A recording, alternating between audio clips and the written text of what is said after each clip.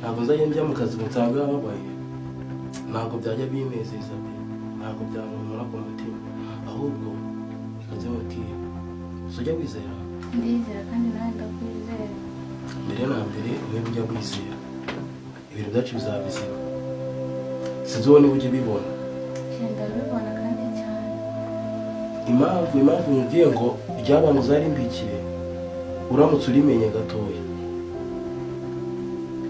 imiryango yatiterana bakaza kugukora hano ku nabi, ariko impamvu bataza kugukora hano nuko batazi impamvu yatumije mbese tubana njye nawe twibanira, sibyo?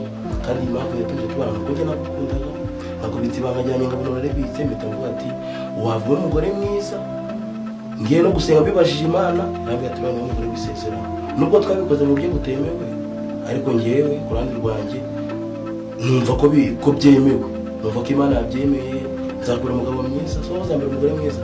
Sisubizwa mu